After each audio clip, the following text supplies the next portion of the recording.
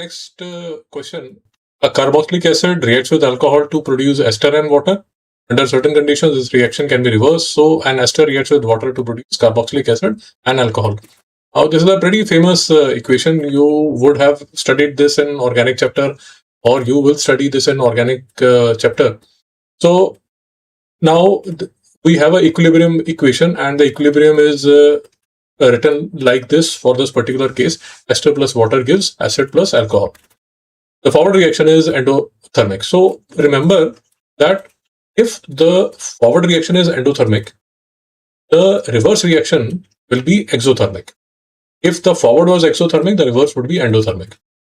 So now they are asking, what is the endothermic reaction? Endothermic reaction is a reaction where the heat is absorbed from the surroundings. So net heat is positive. So this is written as delta H is positive. In chemical energetics chapter, you would have studied this. So delta H is positive in this. In exothermic reaction, delta H is negative.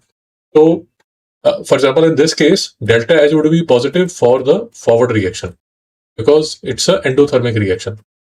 There are questions where they also ask you the sign of the, or they will ask you the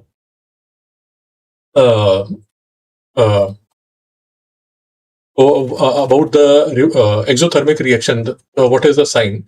So because the reverse reaction is exothermic, so this will have a negative sign. So the forward reaction is endothermic, delta H is positive. The reverse reaction is exothermic, delta H is negative. This is a reverse reaction.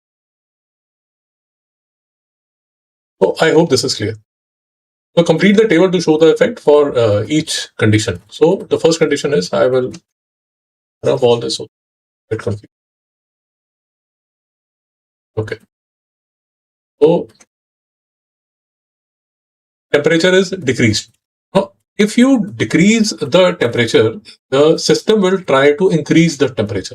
It can only increase the temperature if it moves in the reverse direction. But if it moves in the reverse reaction, they are asking the effect of concentration on carboxylic acid X at equilibrium. So they are asking about this X. But if it moves in the reverse direction, the concentration of X will decrease. That is why this decrease.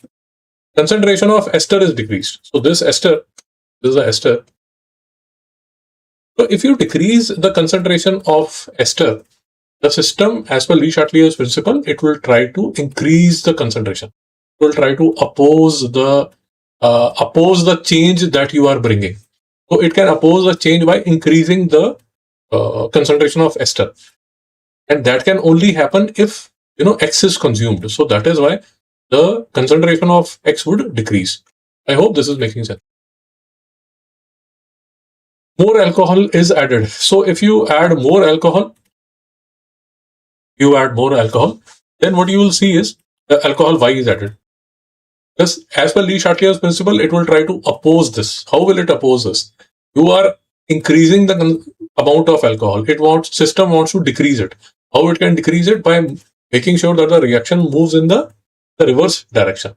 And when it moves in the reverse direction, the concentration of carboxylic acid decreases because the reaction has moved in the reverse direction. A catalyst is added. Now, this is a very typical question which is asked again and again. So, see, the catalyst just brings the equilibrium faster. It doesn't affect the concentration of the reactants and the products at equilibrium. It doesn't affect that. So I hope this was also you understood this. So with that, we have come to the end of these general equations. This is a repeat question. I realize this now. So we have solved a good number of general equilibrium based questions. You see, we would have done at least 7 to 8 questions. And I can assure you, if you have studied this lecture, understood the concepts well, then in the board exam, you won't face any difficulty when you are doing these equilibrium reversible equations. In the next part, what we will do is, I'll be taking questions based on the manufacture of sulfur and ammonia. So we will be doing these questions based on, first we will do sulfur questions. I'll be referring to this sheet. This captures both the process. Basically, it captures both the process on the same sheet. So we will be doing contact process first, then we will move to Haber process. And these are the questions which I am taking are from the previous year question papers from 23, from 24, 25. So I hope you will look at the part 2 and part 3 of the lectures also. I'll mention the links below. So we have a lot of questions that we'll be doing, and hope the series is being. Thanks a lot for watching.